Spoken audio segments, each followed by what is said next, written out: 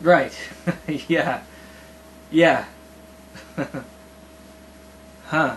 Interesting. Does it say that in there? Because that's It does somewhere, but I because can't find it now. it's true, and I hadn't thought of it quite that way, but yeah, well, it's true. I mean, Speaking as the viceroy and not as the righteous Joseph, he proclaimed to the brothers how ethical he was, but suggested not very subtly that they would die unless they obeyed him. oh, right, right.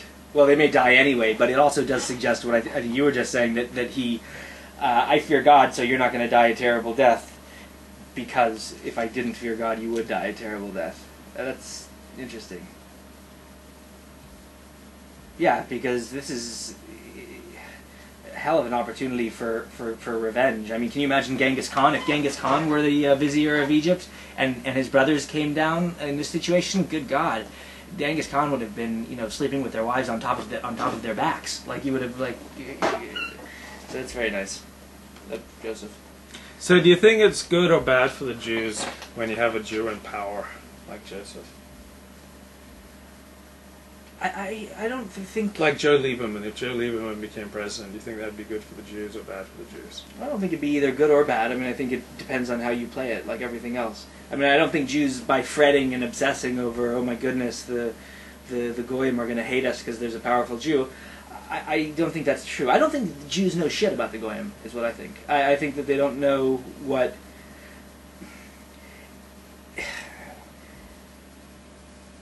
I think the Jews underestimate non-Jews a lot. Underestimate both their moral capacities, overestimate the degree to which... Intellectual capacities, yes. The Yiddish Kop, Goyish Kop, that kind of thing.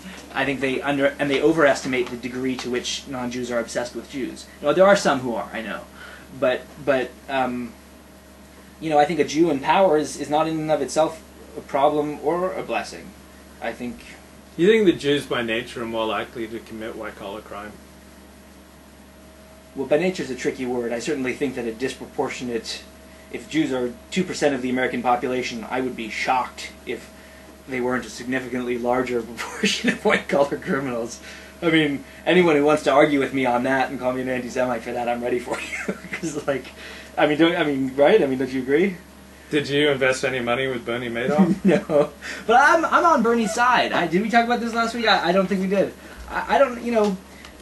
I've always said sports gambling is in some ways more honest than betting in the stock market, because at least with sports gambling, there's a day of reckoning. If the team sucks, they lose, you're out. With stock, it doesn't matter how shitty the company is. If people are excited, there's kind of momentum behind it, emotional momentum, then the price goes up. So NASDAQ is, in a lot of ways, a Ponzi scheme, and I think stocks, even money, generally is. So I don't think Bernie was doing anything all that special. He was the product, and people invested, and as long as they were excited about him, he kept making money.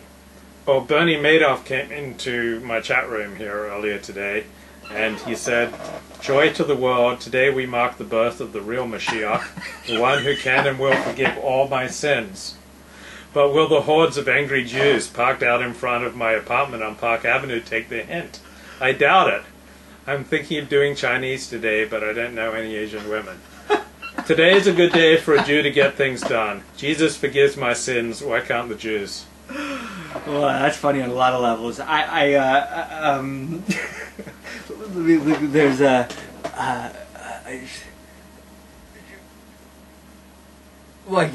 on behalf... Your eyesight's not very good, Joey. No, it's poor, and this is with contact lenses. Are there really hordes of angry Jews outside Bernie Madoff's apartment? Well, Bernie says so in my chat. Yeah, well, that's what Bernie says. Well, you never know that. That may be him. Richard Stallman engaged in a dialogue with me at Juicy while huge corporate CEOs were begging him for his attention. So who's Richard? Richard Stallman is basically the guy who owns the rights to Linux, the operating system, Linux, which runs the web essentially. So, but it's anyone can use it, right? Anyone can use it, but the licensing agreement, there is a licensing agreement, and he kind of controls that. So he was one of the most desperately courted individuals by corporate America. I mean, they would do anything for him, and he was not all that responsive. But he was emailing with me. It was hysterical. Like, good God. But in any case, Oh, yes. I don't know. Someone told me that he invested in a lot of Jewish organizations had invested with Bernie Madoff. Yeah, so sorry for them. But again, the Jewish organizations have worked really, really hard to get themselves into the good graces of kind of obscenely wealthy Jews. So, I guess this is just how it works. I think the question of Jews in power is an interesting one because Orthodox Jews and traditional Jews tend to think it's bad Right. to have Jews in power, and bad to flaunt your success in front of the Goyim, and bad to have Jews in like powerful secular roles. It's like keep it quiet, and liberal and secular Jews think it's great to have Jews in power and Jews winning awards and Jews being flashy and loud and saying they're Jews. And like running Hollywood and banking and like going for power and like Orthodoxy has a real suspicion of Jews grasping for power in this world. Right, and you're right. Secular Jews think it's the bomb. Right, and I kind of think it's neither. Yeah, I agree with you. Yeah. To be honest, between the two, again, I find myself saying this more frequently than I might think, but between the two, I go with the Orthodox again, just because I find it less annoying. You know, in that case, like okay, fine. If you're gonna have a big emotional thing about Jews in power, then just fine, stay away from it. Rather than like, hey, look at Shecky Green telling everyone he's Jewish and has power. I mean, you know what I mean? I just think right now Monica is having Christmas dinner with her Goyish family. Oh right, Monica. So I wonder what that conversation is like. What do you think's going on in Monica's home? I don't know enough about her religious background, so what her home is like. Fundamentalist Christians. Really, yeah? And are they Philo-Semitic? Philo-Semitic. Okay. But she has a brother who's not quite as Philo-Semitic. At least he has a harsh sense of humor. Well, that's pretty cool, a fundamentalist Christian with a harsh sense of humor. But I can't even imagine. I mean, I know for my family what it's like to have Jews and converts to Christianity celebrate together for Christmas. People in my family converted to Quakerism. So these are an aunt. Makes sense. Yeah. Didn't expect it. Why not? I as a child, I kind of liked it. I mean, but no, there was tension that I didn't realize was there until later. I don't know. I mean, wouldn't it be funny if the parents like bought all of their children Christmas presents, but not Monica, because they didn't want to offend her religious sensibilities. I bet they would. Like when my first girlfriend, her mom was not Jewish, her dad was, and when her mother came over for like her first big meeting, they made like borscht and all this Jewish stuff for everyone, and for her they just had like half a slice of grapefruit and that was it.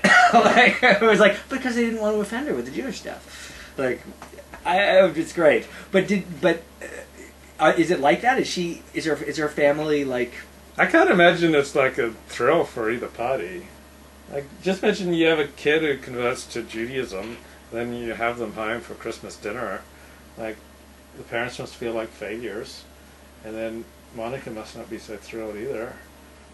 I don't know. I mean, everyone's different, but you always look on the bright side of life. Well, no. I mean, always look on the bright side of life. No, life is full of shit. I mean, there's life can be fine if you both. I should look up that song. No, it's not the bright side. There's a lot of trash and terror and awfulness in life, but not just at Monica's home. Not just at Monica's home, and no, but I think that of all the things that terrify me, Monica's parents are not one of them, and a child of mine converting to some. I'm trying to think of a faith that I would have. If my child became a Mooney, I think that would rub me the wrong way because it smells too much like. What if they became gay? I don't think that wouldn't bother you. Well, especially the daughters. I think I might even prefer if the daughters were gay. I have to be honest. What about the boy? He married another man, and he's the female in the partnership, and you'd like. All right, you'd be like thrilled. Okay, no, your son is getting. No. I will be. That big hairy black guy. Oh shit. Okay, I'll be honest.